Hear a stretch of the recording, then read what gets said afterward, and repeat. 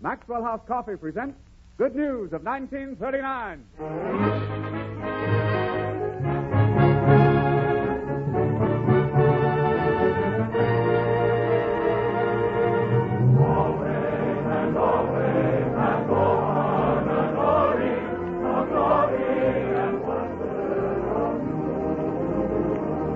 The makers of Maxwell House Coffee present 60 star-studded minutes filled with Christmas cheer and holiday spirit from the Metro Goldwyn Mayer Studios in Hollywood.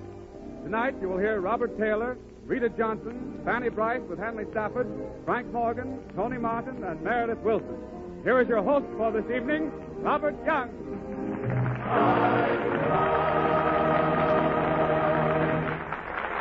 Thank you, Warren.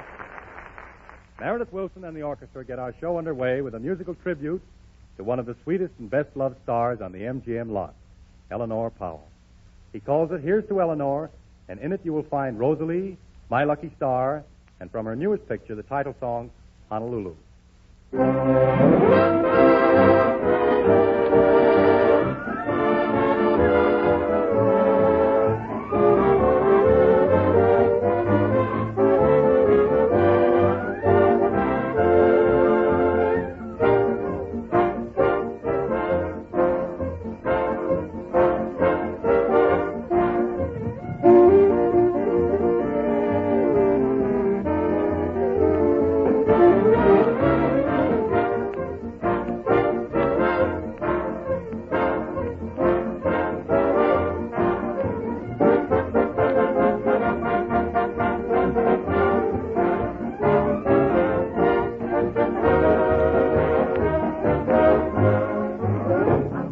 I'm on a holiday.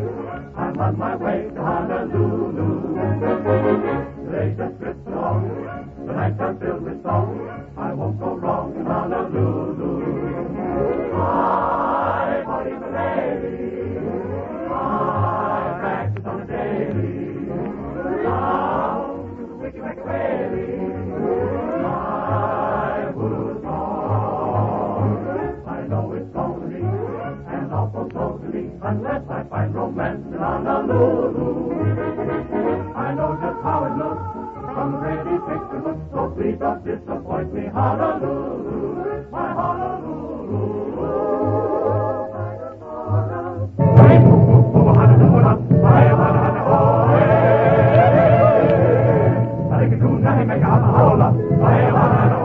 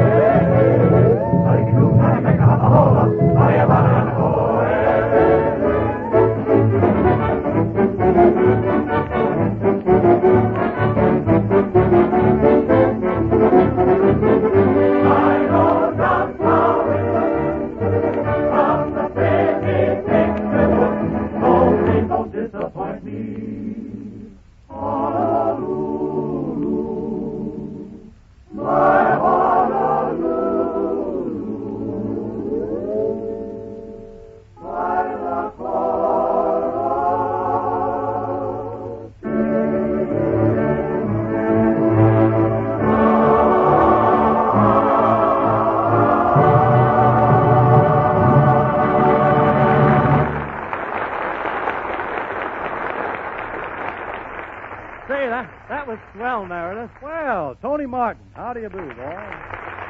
Hello, Bob. Say, Bob, I just walked into my dressing room and I saw all the swell presents you fellas got for me, and, gee, I don't know what to say. That's all right, Tony. Don't say it. Okay. Merry Christmas. Merry Christmas. Say, Meredith, Sure. How did you know that was just what I wanted? I'm psychic. A suit of long underwear. Fits me like a glove. Say, Tony, did you like the hot water bag I gave you? Oh, Bob, just my color. Oh, fine. Gee, fellas, you know I wanted to reciprocate and everything. Oh, no, no, Tony. Don't think anything Oh, of it. really? No. Fellas, I really mean it. I've been terribly busy, but I finally found time to do a little shopping after all, and I just couldn't get a thing. Well, why not? The dime store was too crowded. All right, Santa Claus, I think you better sing. Ladies and gentlemen, Tony Martin sings a new arrangement of one of Raymond Scott's early compositions, Christmas Night in Harlem.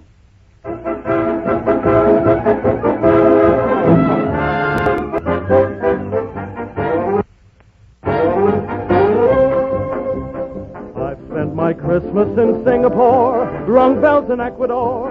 I've seen the gay streets and play streets of every shore. Each town has some stay out late white way, some not so great white way. They're only thin types of Harlem way. Under a sky of electric lights they sway. There's where they dance all their hectic nights away. Take London Strand and the Paris Rue de la Paix. But give me Harlem, give me Harlem, where every gal strutting with her beau through the streets covered white with snow. Happy smiles everywhere you go. It's Christmas night in Harlem. Black and tan, feeling mighty good in that old colored neighborhood. Here and now, be it understood, it's Christmas night in Harlem. Everyone is going to sit up until after 3. Everyone will be all lit up like a Christmas tree. Come on now, every cold black Joe, greet your sweet niece the mistletoe with a kiss and a hidey-ho. It's Christmas night in Harlem. Hallelujah, hallelujah, hallelujah, hallelujah, hallelujah, hallelujah, hallelujah.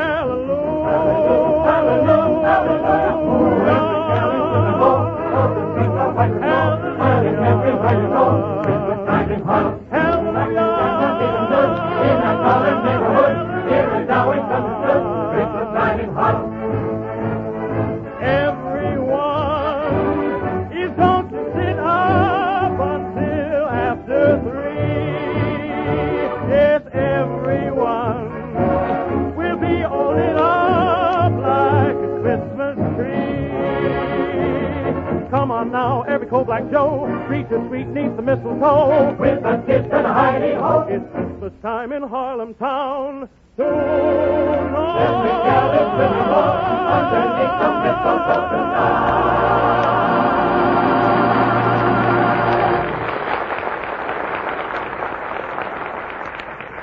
That was swell, Tony.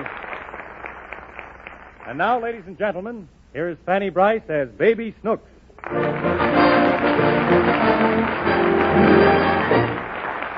Daddy, played by Hanley Stafford, is taking Snooks down to a department store to see Santa Claus.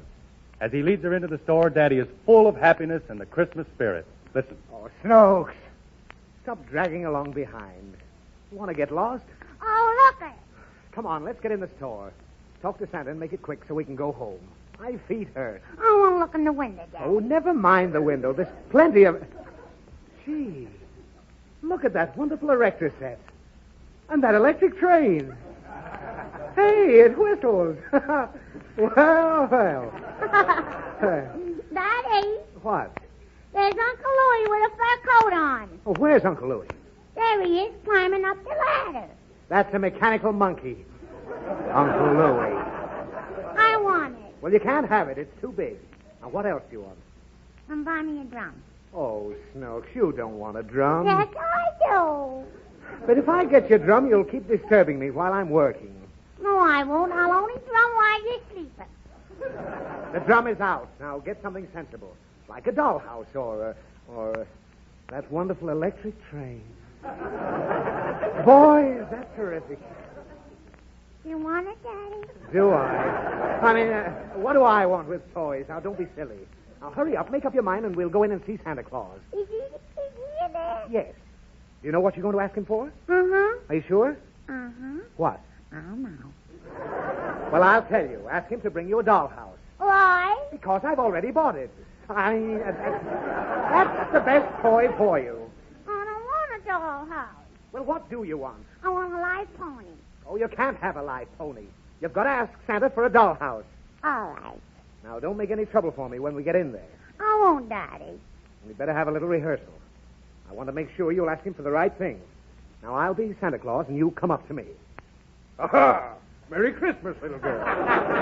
Same to you, Daddy. No. Say Merry Christmas to Santa Claus. Where is he? Inside the store. And why should I say it out here? Because I'm Santa Claus. Where's your beard? I haven't got a beard. I'm just pretending. Now, when you see Santa, I want you to ask him for a dollhouse. Now, let's try it again. All right. Now, here we go. Where are we going? Nowhere. Ah. Now, let's try it. Aha! Merry Christmas, little girl. I want a live pony. I told you to ask for a dollhouse. I don't want a dollhouse. Just the same, you've got to say, I want a dollhouse. Why? Say, I want a dollhouse. Ah, Merry Christmas, little girl. What do you want?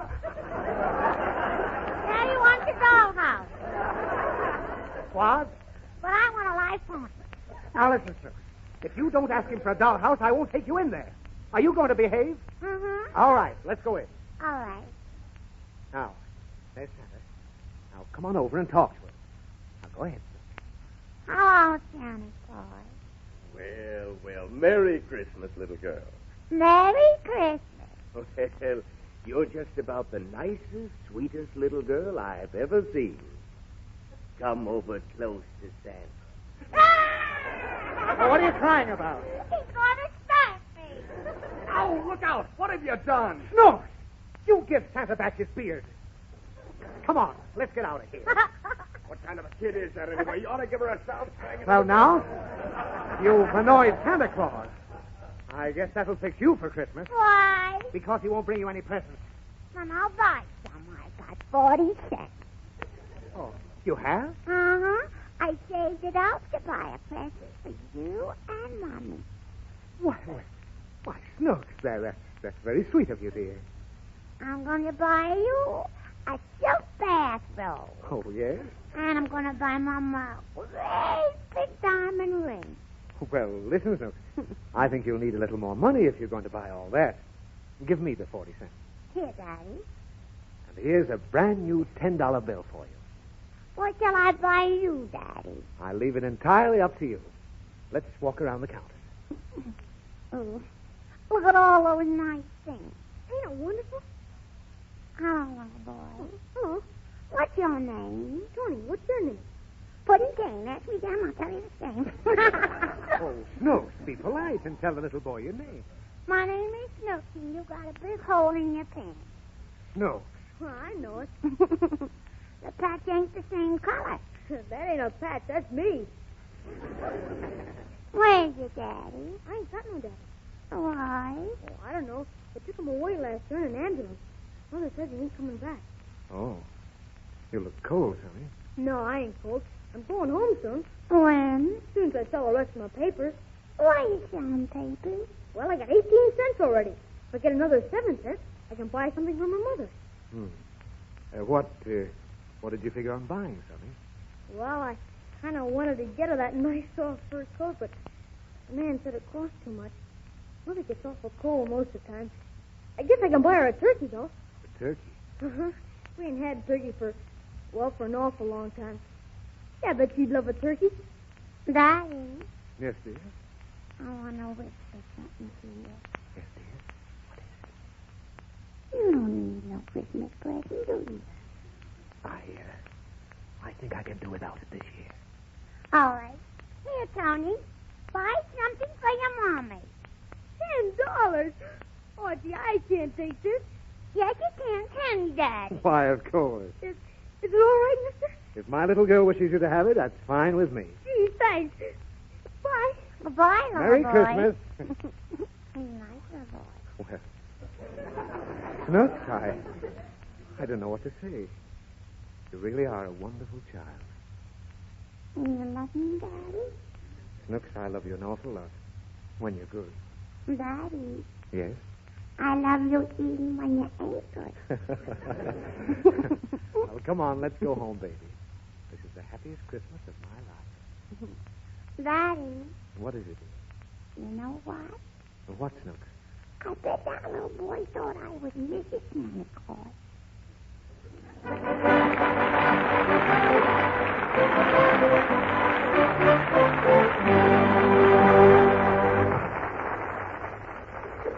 In the MGM Concert Hall tonight, Meredith Willson presents the true story of a melody that is better known than that of any Beethoven symphony, or of any song on the hit parade, or of any folk song that I can think of.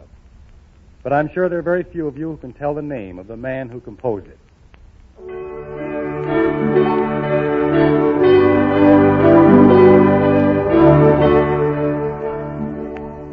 His name was Franz Gruber. He was born in a little town in Upper Austria almost 150 years ago. His father was a poor linen weaver. So although Franz was interested in music almost from the time he was a baby, there was little money available for study. But Franz Gruber was a boy of talent as well as determination. At home beside his bed, he built into the wall a series of little blocks about the size of the keys of an organ.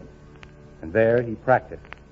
One Sunday, the regular church organist having been taken suddenly ill, the boy Franz, only 12 years old, leaped to the organ bench and played the entire service of High Mass from memory. It was just 10 years later, in the year 1818, when he was only 22 years old, that the young man made his deathless contribution to music. The parish priest, a man named Joseph Moore, burst into Gruber's house on Christmas Eve with a poem he had just completed. The priest read the verses to his friend and suggested that Franz supply a melody to accompany them for the Christmas services in the church the next day. Within an hour, Franz Gruber had conceived and finished his masterpiece. It was played and sung in the church at Oberndorf next day without altering a note, and made a profound impression on the Christmas worshipers. However, only 50 years after it was written, all record of the melody's authorship had been lost. A discussion of its origin, which accidentally took place in the presence of the composer's 12-year-old son, led to the discovery that it was not a folk song, but the composition of Franz Gruber. And so let us enjoy it again, as Meredith plays it. And let us be thankful not only for Christmas, but also a little for the obscure and modest Franz Gruber, who wrote Silent Night, Holy Night.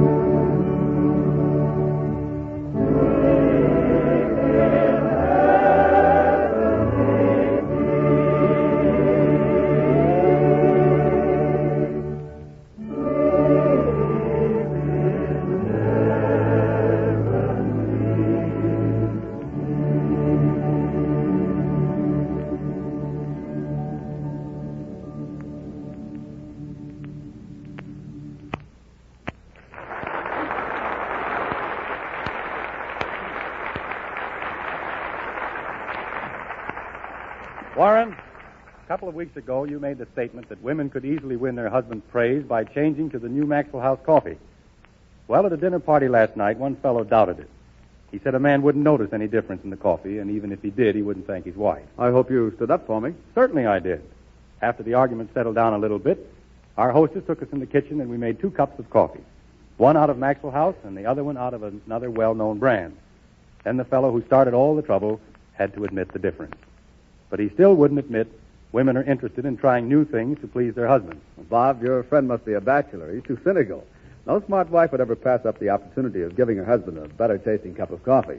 Anyway, thanks for defending my honor so nobly and so well. Now, as a matter of fact, folks, millions of wives have already earned their husband's thanks by serving the new Maxwell House coffee. We believe this is due to 2 important improvements. First, Joel Cheek's original blend, which made so many friends for Maxwell House, has been still further enriched. Today, this superb blend is smoother and far more mellow than any coffee you've probably ever tried before. Second, the new Radiant Roast process roasts each bean all the way through, as evenly inside as out. It brings out more of the true flavor of the coffee. There's no weak coffee due to under-roasting, no bitter coffee due to parching. So tomorrow, ask your grocer for a pound of the new Maxwell House coffee. It comes in the same blue super vacuum can you've always known. You'll delight in coffee that's richer and smoother with more downright satisfaction than ever. Now, more than ever, this is coffee that's good to the last drop.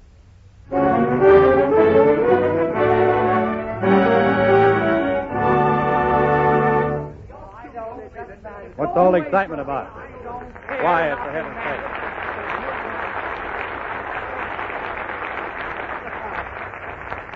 My dear sir, I don't care what the Archduke told you. I don't like the suit, and I won't pay for it. Good day.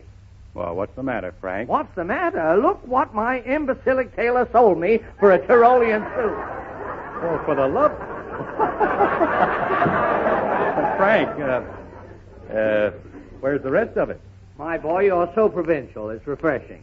The whole Tyrolean costume is historic. The blouse in memory of the Swiss patriot, William Tell. The coarse leather braces, part of the uniform of the ancient Swiss regiment, Les Chasseurs. The green half-hose, a relic from the Saxon peasants, and the green twill shorts, a remnant from Saxe Herald Square. Well, the hat's no slouch either. Well, of course, you understand it takes quite a fine figure of a man to wear such a revealing outfit. Yes, I was just thinking. Yeah. Who pumps up your knees, Frank? Young, you're just jealous. In Switzerland, bare knees are de rigueur. Yeah. All right, pretty pants. Why are you wearing this outfit? Well, I'm wearing it in honor of my paternal great-grandfather on my mother's side, a Swiss watchman. Your great-grandfather made watches? Well, just the cases. My great-grandmother gave him the works. Oh. All of my ancestors came from the Tyrol, and of course I spent my own boyhood conquering the peaks of Switzerland. Mountain climbing now. Yes. You couldn't climb an anthill, Mr. Morgan. Alpenstock Morgan, sir. In Switzerland, I was known as the craftiest creeper that ever crawled under a cravat. Cranberries. Young, it might interest you to know that I have climbed every important peak not only in Europe but also in America. I'm the only man alive who ever scaled the front of Indian Head Bluff in Colorado. Never heard of it. Only 80,000 feet high, that's all. 80,000. Just about 4 inches less than Mount Everest. But I climbed Indian Head Bluff in 27 minutes flat, wearing only shorts and a tennis shoes. What a climb. What a bluff. But the real mountain climbing is Frank, really... Frank, did I hear you say you'd been in Switzerland? You heard me. The real mountain May climbing... I ask you... Go away. Bob, how do you find Meredith these days? Oh, I just pushed back his hair, and there he is. You'll soon be ready for cafe work. Oh. Where was I? In Switzerland, Camembert. Oh. Yeah, Switzerland. Yeah. Let me see. Alps Cheese Mountains. Saint-Maurice. Oh, those golden days and nights in Saint-Maurice. I always stayed at the exclusive Hotel Bête Noire, favorite resort of continental society, where the rooms are $100 and $200 a day. Well, what's the difference? Well, the $200 rooms had mousetraps. When I last visited the hotel, my suite overlooked... Frank, could I ask you... Go away! My suite overlooked the ice arena. The most beautiful rink in all Europe. 80 feet in diameter, a perfect circle of crystal clear ice. I couldn't resist the temptation. What temptation was that, Frank? Well, to revisit the scene of my triumph in the Olympics in 1912, when I was the idol of the crowds, the pet of the photographers... Frank! Yes. You were an Olympic champion? 1,000 times a champion, my boy. I won the speed skating, slow skating, figure skating, and cheap skating. In skiing, I won the downhill slalom and the uphill glide. But you should see me on a sled, Bob. Bobsled? You slay me. I won the 4-man and 2-man bobsled. Now listen here, and... Frank. I want to ask you a question, darn it. Go away! No, darn it. Why? You've been in Switzerland, and you can tell me. All right. Anything from Switzerland. What is it, Meredith? Do I look like a St. Bernard? You mind if I answer that question? Pray do. Go away, Meredith. Darn it, I won't go away. Oh. I know a mountain climbing joke. Oh. You want to hear an Alp calling to its mate? No. Hi, Cliff.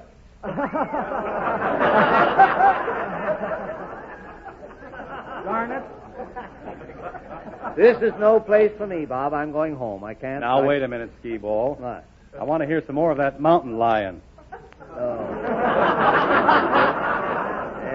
Yes. Well, I'll never forget the first time I skated on the rink at the Bête Noire, my European debut. With studied carelessness, not appearing to notice the crowd, I described a series of sparkling glissandos. Then, pretending to flick an imaginary snow crystal from my skate, I pirouetted on one toe, a flashing human gyroscope, till the crowd burst into spontaneous cheers. That got him, huh? Bob, I can hear it now, the ringing of their cheers mingling with the notes of a church bell far across the valley, where the peasants were celebrating the old Swiss festival of Kirchnissen-Sonntag. What's that? Walnut Sunday. I'll have a cherry coke. Small or large? Large, no ice. Coming up. Returning to the rink for an encore, I threw caution to the winds. I skated faster and faster. Even the musicians were infected by the mad gaiety of my whirling, dashing performance. I finished off with a series of precision kinsikas that sent the audience into hysteria. The ladies waved their toques and shook their astracans. I mean those that had them. You must have been a sensation. Yes, the next day they put ice in the rink. Well, I've got to be going. Oh, Who's this? no, here's my tailor again. I won't pay for this suit, my man. In the first place, you haven't caught the spirit of the Tyrol. And in the second place, the pants don't fit. That's not the only place they don't fit. Well, I'll make them any way you want, Mr. Morgan. I can make them smaller, larger. Now, we can I take them in a haven't little... got time now. You've got to... Well, look, I have my tools right with me. I can do it right now. Just take a minute. Oh, your tools. This ought to be good. Here, just Little give hand me tailoring those on the scissors. air. Yes, well, now, just a minute. Come here, young. Hey, what are you going to do? Well, I tell Hey, you wait a where minute. I think that these ought to be... cut it out. As a matter of fact... Somebody stop this madman. Hey, he's cutting my pants up. Now, Maybe I have to please. I don't believe that'll do it all. It won't That's do. a fine thing. Hey, They'll have to be Frank. at least this Couldn't you wait to high. get home to do this? It must be at least that high. Well, that isn't bad. Now, that was pretty fine. Well, I'll bring it back to you Monday then. Oh, well, that's all right. Frank, What? I'm awfully embarrassed. I don't know how to get off. Oh, well, just follow me off, Bob.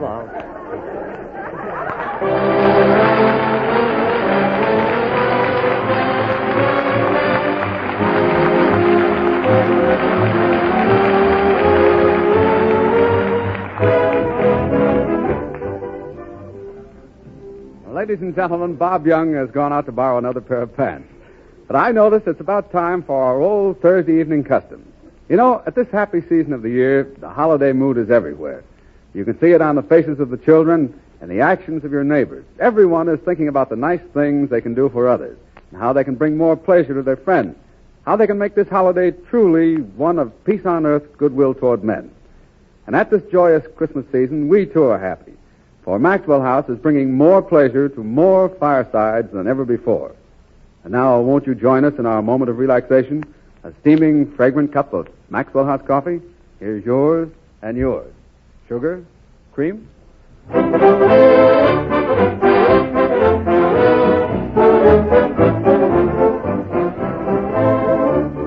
We pause briefly for station identification.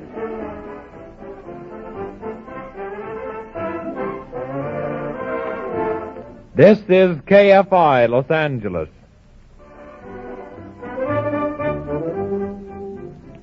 This is Warren Hull again, and we continue our Maxwell House Good News Show.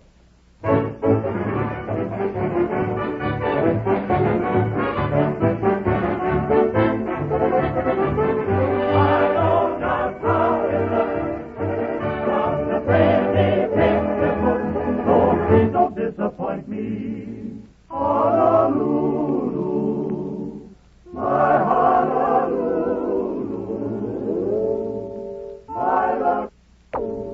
my La Coral.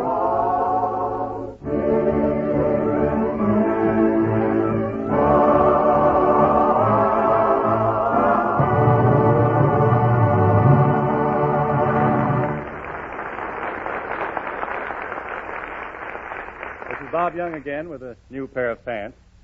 And now, ladies and gentlemen, as a special pre-Christmas treat, Maxwell House presents Baby Snooks reciting The Owl and the Pussycat by Edward Lear. Bring her on, Daddy. All right, Snooks. Go on. Don't be nervous. Oh, Daddy. Wait a minute. Let me straighten your dress. Ah.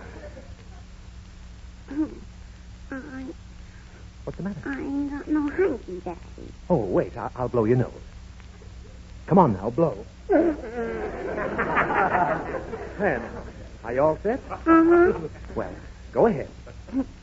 The Owl and the Pussycat by Edward Lear. Uh-huh. The Owl and the Pussycat went to sea in a beautiful pea green boat.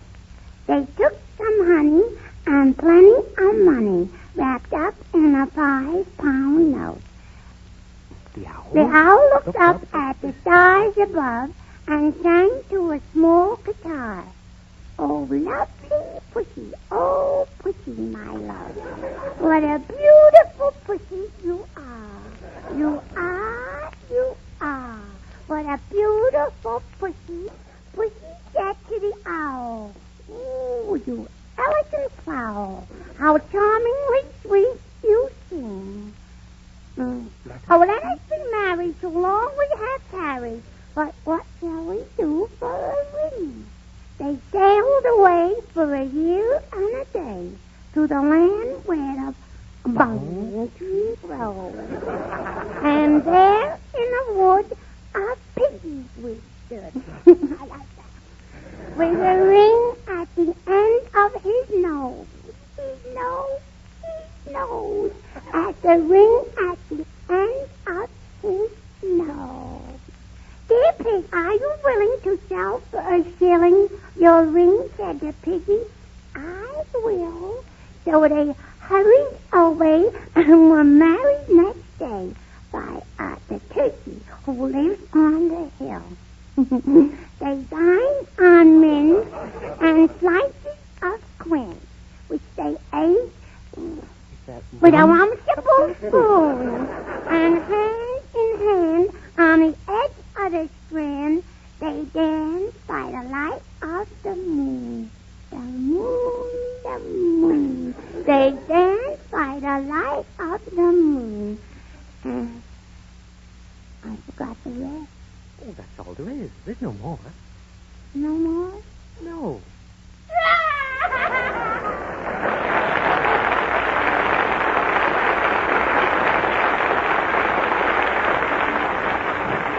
It is indeed a pleasure to welcome back to our MGM Theater the air tonight a young man whom you Maxwell House listeners have voted your favorite dramatic actor on this program, my good friend, Robert Taylor.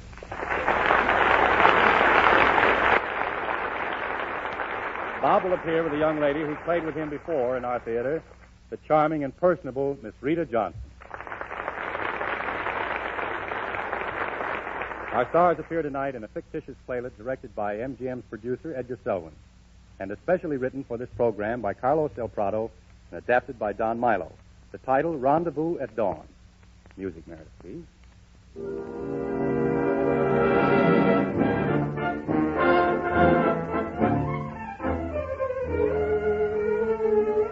It is spring, the time when eager proprietors of the many sidewalk cafes which characteristically dot the streets of all European cities begin to rub their hands enthusiastically. For with spring comes romance, and with romance, business.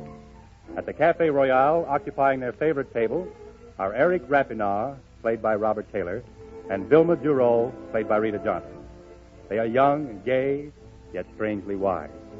Wise perhaps because their very lives often depend upon their wits. For Eric and Vilma serve their beloved country in its most dangerous and thankless capacity. They are spies.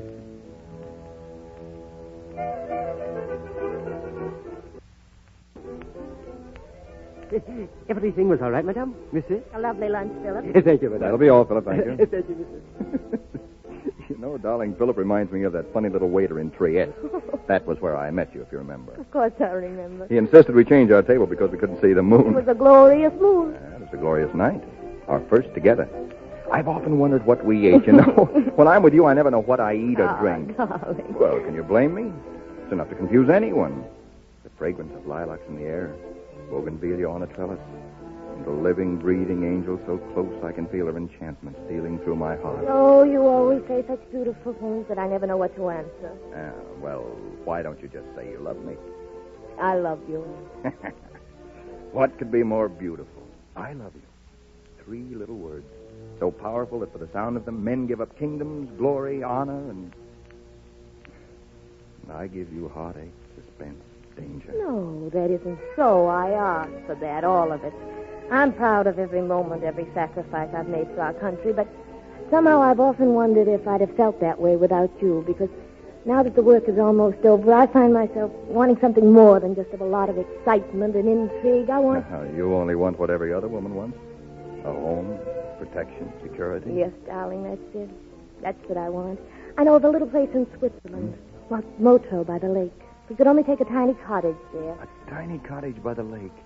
Yes, I'd like that, too. In the evening, a log fire crackling merrily, you in my arms. Watching the flames dance until we both fall fast asleep. Oh, I've dreamt of that, Eric. Oh, how I've dreamt of it. I've thought of those things, too, Wilma. I want you to have them. And after tonight, if everything goes well, you can. After tonight? Then you got the order. What do we do? Well, you see, they've decided not to wait. Eric, you mean the capital?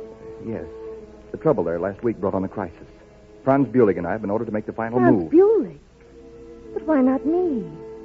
Those things we never know, dear. That isn't so, Eric. We've always worked together.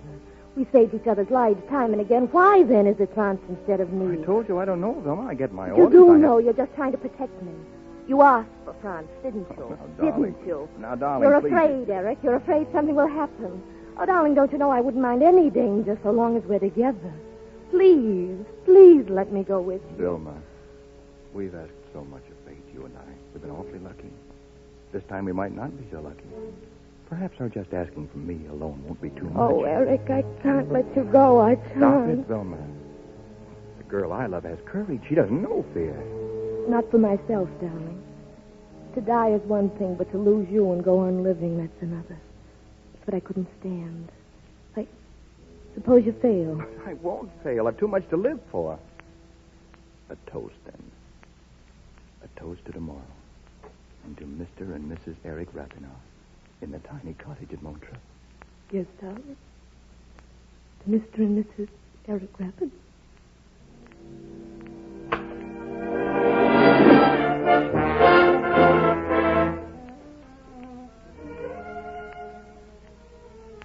There are no messages? Yes, madame, I just asked again. No messages. Please, madame, you've had nothing all day. Try just a cup of tea. All yes? right, Marina, just set it there. I'll drink it later. See you it is. Yes, madame. Quickly. Yes, madame. Quickly. Where's your mistress? Come in, Mala. You may go, Marina. Yes, madame. Tell her what's wrong. Oh, you're hurt. No, I'm all right. You must get away from here at once. Something's gone wrong. What is it? Well, after Eric and Franz left last night, we learned our plans were known. Oh. I tried to head them off, but I ran into a detachment of soldiers. I was wounded in escape. What's happened to Eric, don't you know? No, he was due back this morning, and there's been no word. But isn't there some way you can Vilma? find out? I promised Eric I'd look after you if anything happened. That's why I came. You are suspected. Even now, the soldiers may be on their way here. We've got to leave at once. Don't you understand? I can't go. I promised Eric I'd wait. Down there on the street. They're watching the house. Now, then, do you believe me? We'll have to take a chance for the back way. Hurry, every moment counts. No, I can't go. We would have been married today. Vilma, I've risked my life to come here only because I promised Eric to see that you were taken care of. Now, are you coming with me, or will I have to carry you? Leave me alone, can't you? Open the door! Mama, please put me down. I won't go. Mama! Open the door!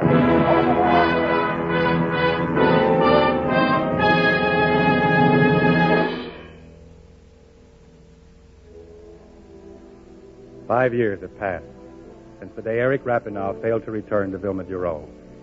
Years which have weighed heavily on the imprisoned Eric. For little news from the outside world has reached him.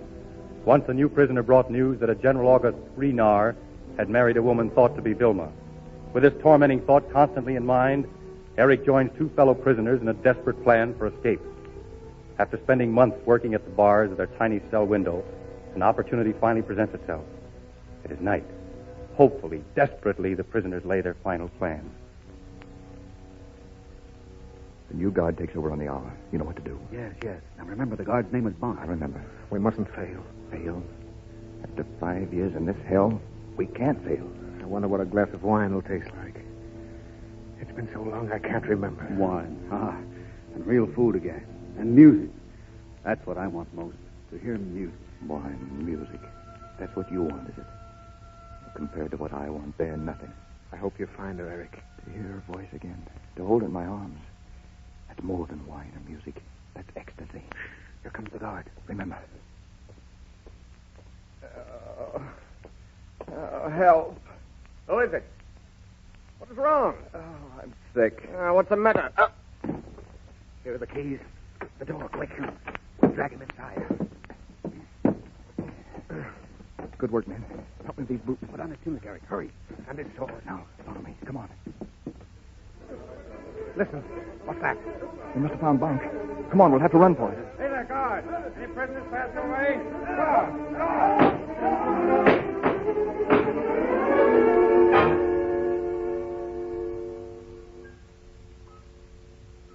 There's the border. I can see the lights from here. Thank God. Can you make it, Max? Of course he can. We're almost there. Yes. Almost there. Well, let's hurry while it's still dark. Yes, it'll be easier to slip through. Wait a minute. What's that? There's someone coming up the road. Looks like a peasant with his cart. That's good. I'll question him. Take no risk, Eric. Careful. Don't worry. I'll handle him. Stay there, my good fellow. A word with you. What is it I can do for you, monsieur? Well, we're strangers about. How's the road at the border? Is it difficult to get through? Not tonight, monsieur. The soldiers are mostly all at the old castle. Then we're in luck. It's a fine way to neglect their duty.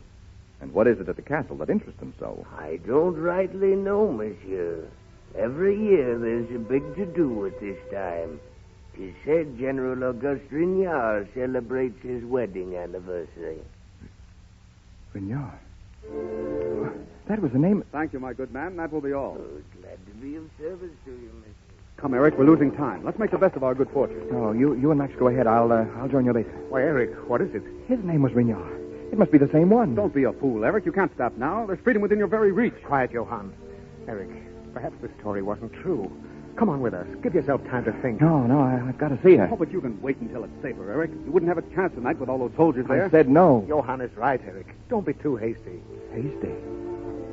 Don't you realize I've waited 5 years for this? Now I must see her. Tonight.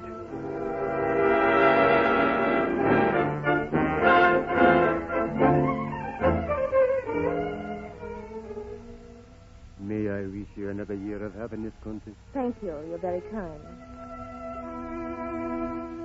You see that everything bores her. She is beautiful, though. No wonder the general married her.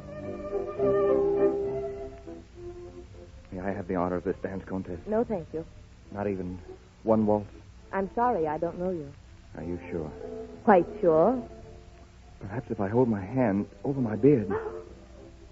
Eric. Shall we dance? Oh, yes, yes.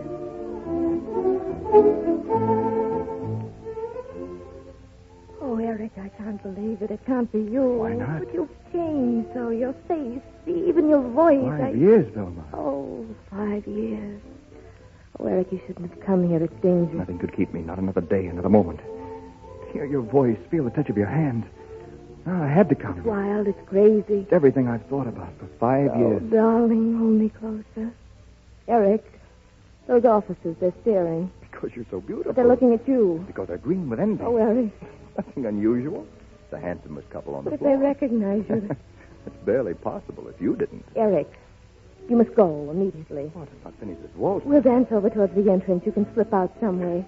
Can I? I'll meet you tomorrow. I'll come to you anywhere, I promise. Only please go before they catch you. You really mean that, don't you? Of course I do. I mean about tomorrow. You really would come to me, wouldn't you? You know I would. No matter where I were. Yes, dear. Now please go. No, not yet, Velma. Don't you realize the danger? I only realize how long I've waited for this moment. Oh, darling, you don't know what it's been like. Not even knowing if you were alive, just waiting and praying and waiting. And the news of 2 spies had been shot. One was Franz Bulick. I knew he was working with you. With usual mystery about the other one. And you thought it was me, thought I was dead. Yes, what else could I think? Yeah, I was dead. All these years I know that now. Eric. And now it's like living again. Darling. Remember this waltz? Yes.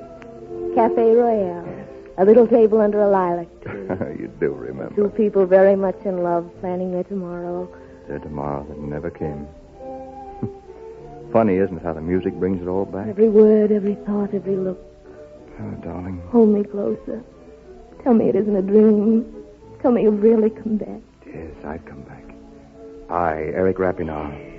They'll hear you. Everyone's looking this way. I can't see them. I don't even know they exist. All I know is I'm back and you're in my arms and we're alive again. Let's dance out on the terrace, the two of us together. Just like the Royale? Yes. There might even be a lilac tree. What, out there? Why not? I don't know.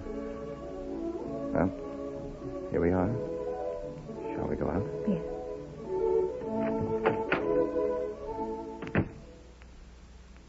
It's almost sunrise. Not a soul out here but us. No, not a soul. What's the matter, dear? Nothing, darling.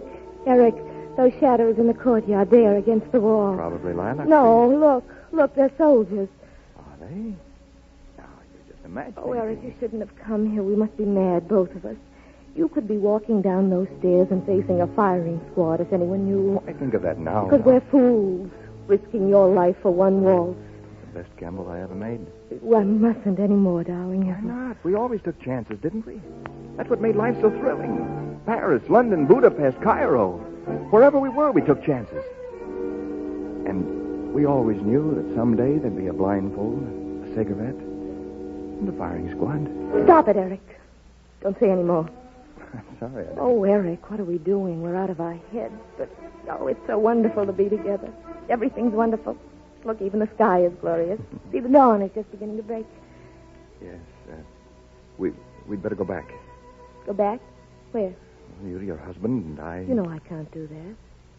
I married him because I thought you were dead. He knows that, too.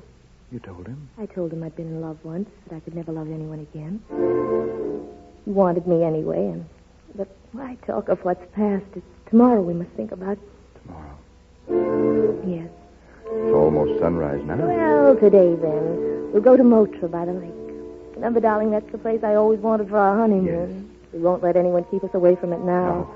There won't be any more secret missions, no last-minute orders to keep us apart. No, darling. Just you and I. In the tiny cottage by the lake. Yes. Wilma. Oh, there you are, my dear. I've been looking for you. I'm so sorry I didn't realize. Oh, Auguste, may I present Monsieur... I believe I know. Eric Rapinoe. General? Oh. Almost sunrise, Monsieur Rapinoe. Yes, General, I know. Thank you, madame, for your kindness. Good night. Au revoir. Good night, madame. Now, my dear, shall we go in? Yes.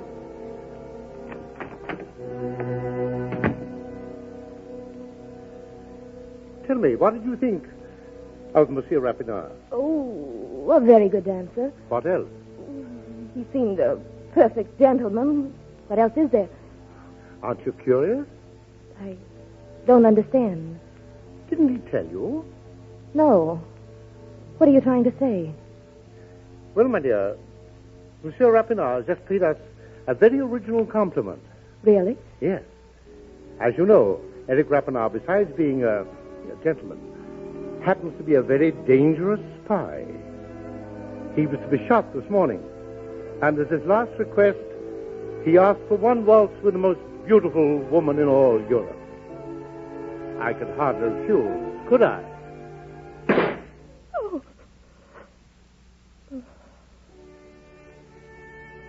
Shall we dance, my dear?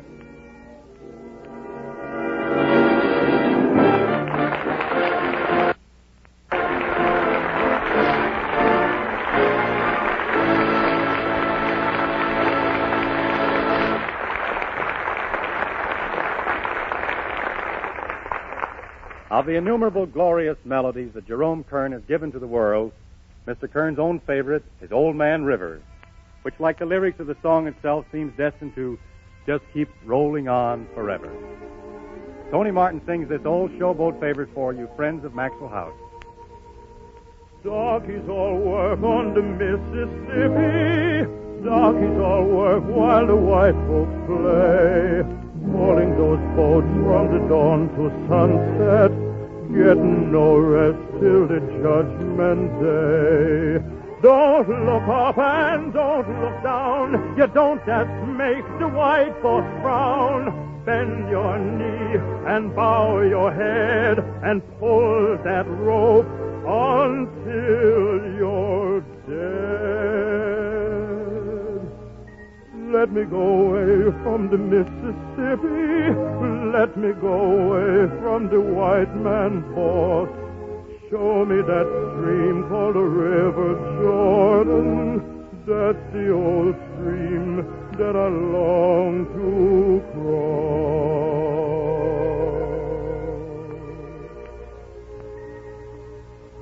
Old Man River, that old man River, he must know something, but don't say nothing.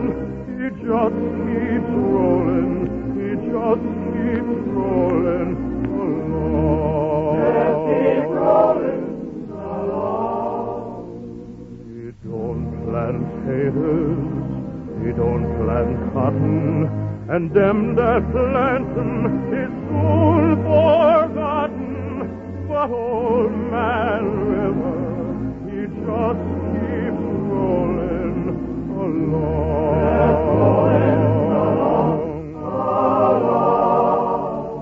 You and me, we sweat and strain, body all aching and racked with pain. Tote that hard, lift that sail, you get a little drunk, and you land in jail. I'll get weary and sick of trying.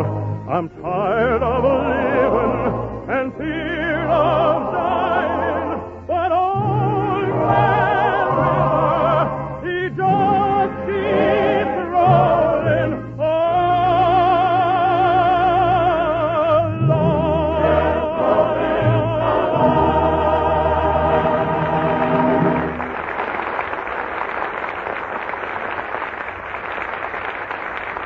Say, Bob, how would you like to help me make a test? I'd be glad to, Warren. What's the idea? Well, I want to demonstrate to every woman listening in how she can be sure of getting her money's worth when she buys coffee. Well, how are you going to do that? First, smell this unopened can of Maxwell House coffee. Okay. Can't smell a thing. Well, now, smell this package of coffee. Mm-hmm. It smells great. Sure it does. But that's flavor you'll never get in a cup. You see, the reason coffee flavor escapes is because the container the coffee is packed in isn't airtight. Scientific tests reveal that coffee, whether ground or in the whole bean, starts to lose flavor the moment it's roasted.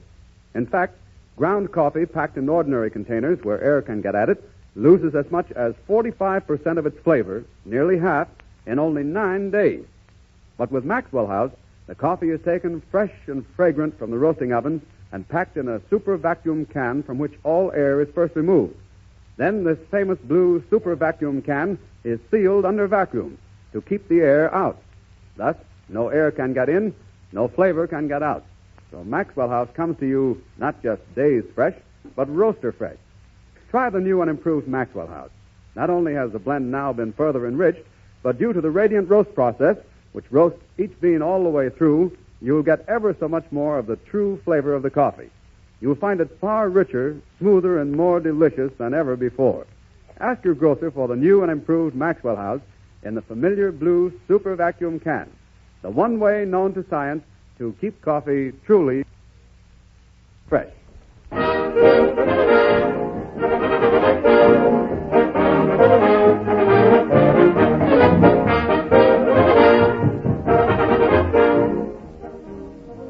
There's a form of parlor entertainment much in favor during the holidays. Anything to do with quiz or puzzles is a game that everybody plays. If you're really in the mood for riddles, here's a question I would like to raise. What makes the world go round? The breezes blow, the roses grow, the crickets crick, and the dogs bow wow, the clocks tick tick, and the cats meow. I know, Ring Young, I know. Oh, quiet, it's no time singing. Oh, is that what it is? What makes the world go round? The rivers flow, the roosters crow, the whistles blow, and the cowbells ring. It may be snowing, but you think it's spring. I know, Missy Young. I know. Quiet. All because you won somebody's favor, and life becomes a horse of a different flavor. Meredith, what makes the world go round? Why, melodies, Bob, and fine harmonies. A stirring march or a minor strain.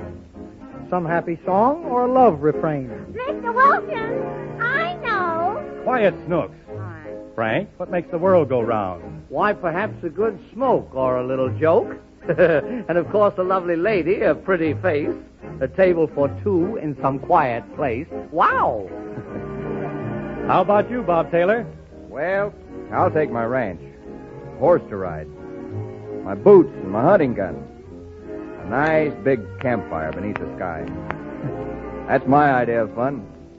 Tony, what makes the world go round? Well, Bob, a song to sing or a tune to swing, a fine arrangement or maybe a good part to play, Maxwell House Coffee and Alice Faye. That makes it, Mr. Martin. I know. Oh, Snooks, will you please be quiet? Oh, what are you crying for? You won't let me say what I know, and I know what makes the world go round. All right, Snooks, what makes the world go round? Well, being kind to Christmas time and giving to the poor. Like I learned at Sunday school. Live by the golden rule. Love your mommy and daddy, and be good to all your friends. Peace on earth, goodwill to men. You see?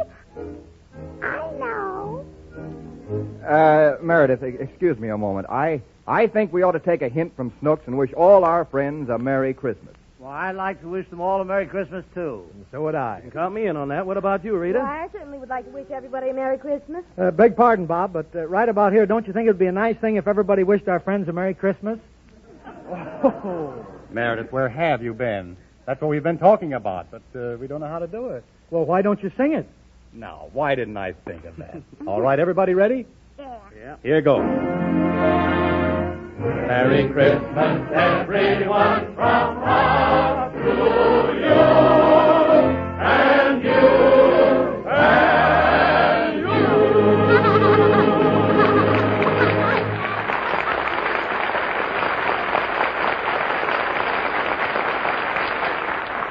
Ladies and gentlemen, be with us next Thursday and tell your friends about our big New Year's show. Wallace Beery and Robert Taylor and Mervyn LeRoy's new MGM thrilling and exciting drama, Stand Up and Fight. We'll also have with us charming Florence Rice, Douglas MacPhail, Fanny Bryce, Hanley Stafford, Frank Morgan, Meredith Wilson, and Robert Young. A special guest will be NBC's sports announcer and commentator of news of the day, Bill Stern. Take it, Bob Young. There's one Christmas treat you can give your family. Take them to see MGM's brand new picture, Charles Dickens' A Christmas Carol. They will never stop thanking you for taking them. And now, speaking for the Metro-Goldwyn-Mayer Studios and our entire Good News staff, may I wish you all a very Merry Christmas. Echoing the thoughts of every true American who participated in the celebration of Rededication Day, the very best we can wish for you is that this Christmas and every Christmas finds you happier and even more proud that you are an American living in America. Merry Christmas and good night.